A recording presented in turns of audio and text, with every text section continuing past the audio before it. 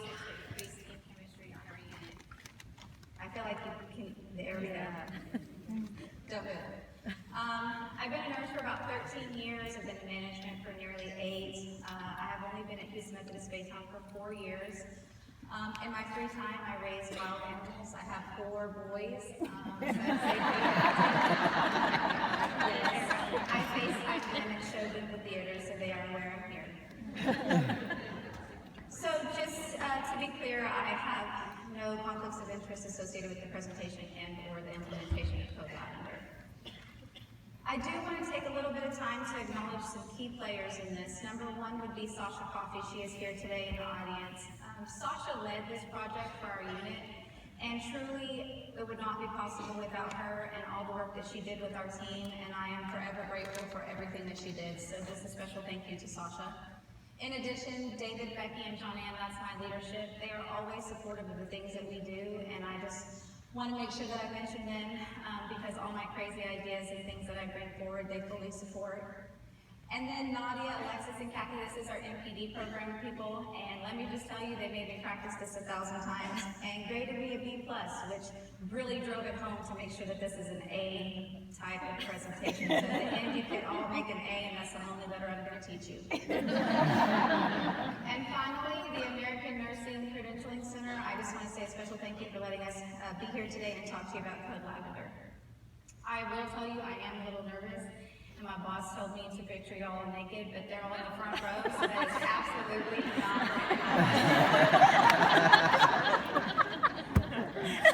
So just to tell you a little bit about what we're going to talk about, number 1, I'm going to just provide an overview of the hospital and our layout, the current things that were happening, what is Code Lavender and how to implement it on your unit.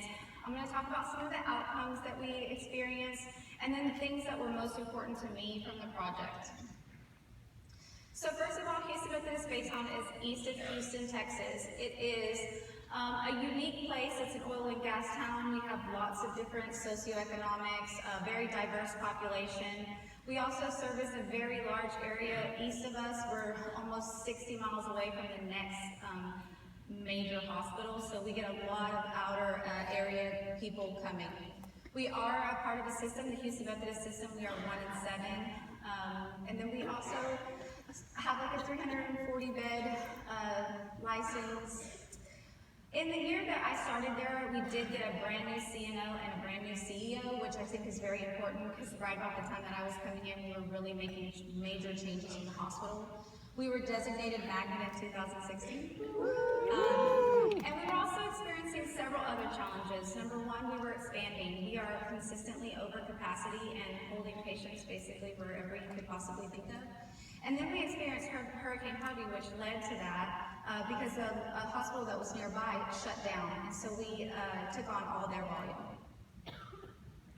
So 3 of us in particular is a surgical unit. And at the time when I had come in, I was taking over a team that was in truth just flat out broken. We had a 30% turnover rate. I had like 17 open arm positions, and I don't even know how many more. It's a 36-bed unit that has 6 semi-private rooms, so we do have that going for our patients. We were a tier 3 from a press gaining perspective in 2015 when I took over. But to make everything just that great, they had a 4-to-1 ratio that really wasn't sustainable financially for our organization. So we had to move in line with our other med-surg units, so then I had to push them to 6-to-1. So you can imagine how well that went over. And then our patient satisfaction scores were often below the hospital standards. So if you notice the Red Cross, that is actually the unit layout. We do not have a centralized nursing station. We have 2 people, a charge nurse and a UC desk at the white area, and then the blue areas are what I would call nursing pods, where the nurses are able to sit and be closer to their patients in their hallways. And so we struggled with nurses understanding that A, life existed outside of your hallway, B, other nurses may have something different going on in their hallway and you could offer support. And we had done a couple of things to try to combat this, but we really weren't that successful. So looking at Studer's 5 traits of a high reliability organization, number 1, we wanted to be sensitive to the operation. The fact that they were in their individual hallways and we had no real way of coordinating the care. But not only that, we implemented like the buddy system, and it's like if you were working with your work wife, you had a great day. If you weren't working with your work wife, you kind of struggled a little bit. And I needed a way that would consistently offer help. Like no matter who it was, no matter what people were working, what shift, float or otherwise, that people would be there for you when you needed it. And then with the idea of resiliency, and I know that that's kind of a hot topic right now with bounce back, but I want you to think of resiliency in a way of just constantly looking for ways to improve things.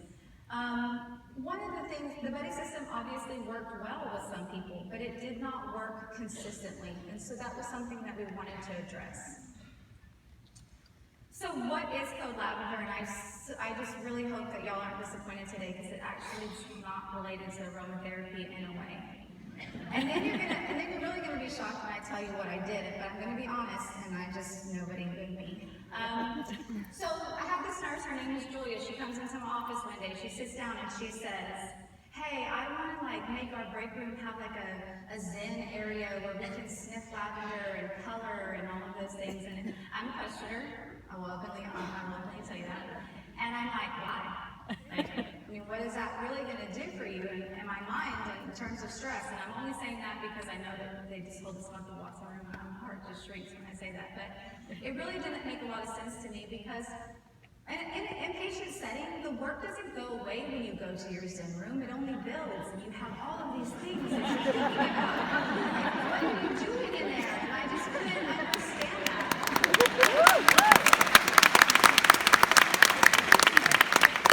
So I tell her, absolutely not. And I send her a little broken heart on her way. And so, but I did hear her, right? I did hear you're overwhelmed, you're stressed, all of these things. So I tried to think of a way that, what could we do? And so one day it pops in my mind because what is the number one thing that happens when a nurse has stress? She gets chest pain. So, I know, I do. I have it right now. With that chest pain, it occurred to me that we don't really, it's kind of taboo to call for a code type situation for a nurse. That's just unheard of.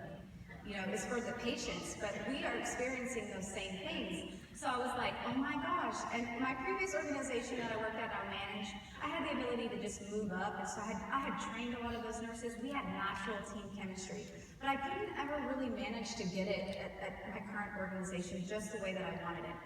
And so I'm like, how do you do that? How do you get everybody to just say, hey, what do you need? And so I'm like, oh my God, we'll call a code and everybody will show up and they'll all help and it'll be great. So I take it to the unit-based shared governance. We're in the break room and we're talking and I said, hey guys, let's do this. And do you know what they said? No. They said no. And I felt like that girl felt in my office, and that's a reality check for me. And so I was like, oh, okay, it's a dead end. And so this is why Sasha is the most important person in this project, because Sasha comes to me if she needs a project, she's ready to do this, and she says, I'll do it. And she takes it back to the team. And when she took it back to the team, she talked to them about what would make this work. And one of the things that they were wanting to do was make sure that, okay, we'll do it because it's Sasha and not Jessica. And number two, what are we going to do to make sure that to prevent it from happening? They didn't want to just randomly be calling codes all the time. So how do we prevent that? So let's talk about the formal creation of Code Lavender. So the first step is, we have a broadcast system. We use Vocera, but there is other things that you can use, your call system or whatever. Your phones, messaging, all of the things that we have available to us now. And what you do is, if you have available time, so nobody knows what everybody's doing, if you have available time, you say, hey, I have 10 minutes if anybody needs help. So you offer up help first. So we had people offering up help. We had people going around checking on them before they went to the break room to take a drink of water. Hey, do you need anything?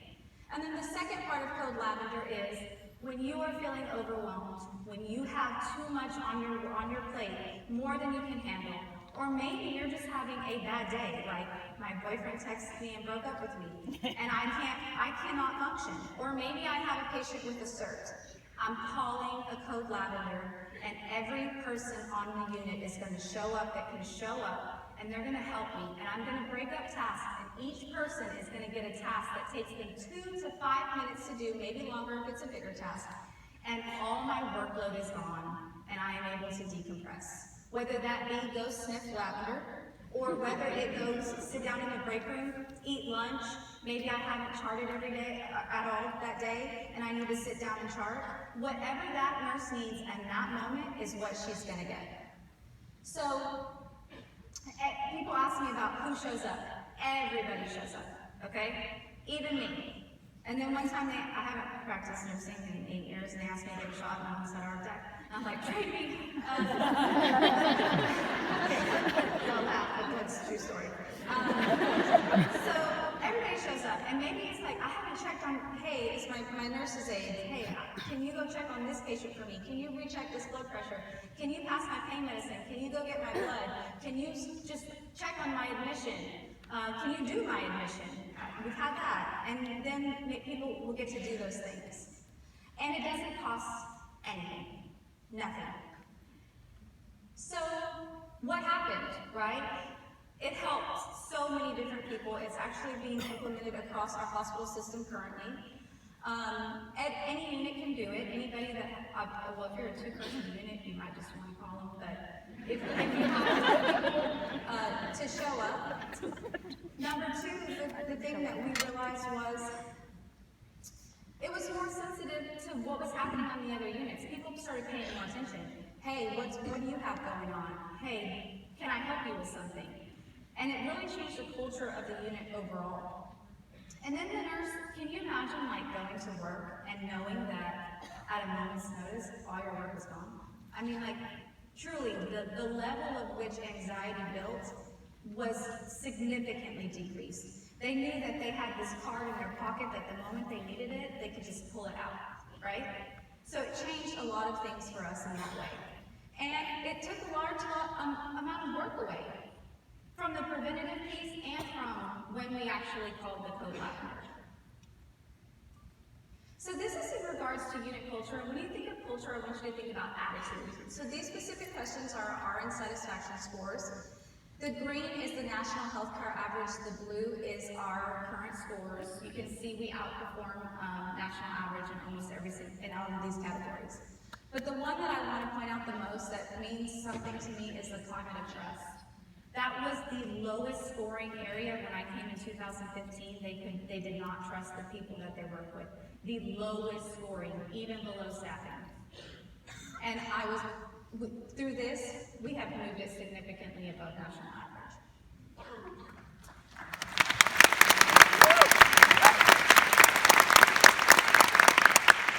Now when you think of teamwork, I want you to think of actions, okay? Like things that we're doing. And one of the last category, offering a helping hand, is something that Houston Methodist measures. It's not a national question, so we have no benchmark. But the average Houston Methodist employee is in the orange, and you can see we're significantly higher than the rest of the healthcare system. Just because they're doing the simple code lavender plan. One key thing that I will forever love from this is we went from 30.5% turnover to a 5.9% turnover.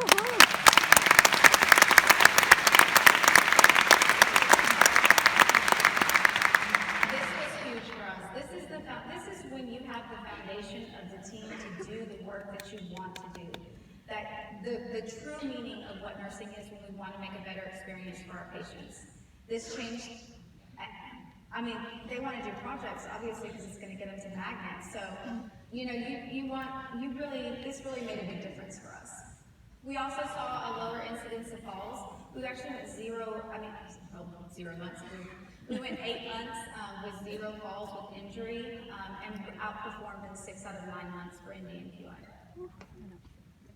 Our patient satisfaction scores, because we had a little bit of time back, so I pulled ones that really were impacted because of the time that we were able to give back to the nursing staff. So listening carefully and courtesy and respect, we've seen increases in those areas. As well as I want to point out the last graph, nurse visited at least every 2 hours. It's something that Houston Methodist surveys their patients for, because it is an expectation that we do that. And you can see that we continue to increase in that as well. The things that mean the most to me, the key takeaways for me in this project, were the fact that it addressed the people that didn't ask for help. So your highest performing nurses are the nurses who can do it all. And I would go say, hey, what can I do for you? And they're like, nothing. But you can tell they need some help.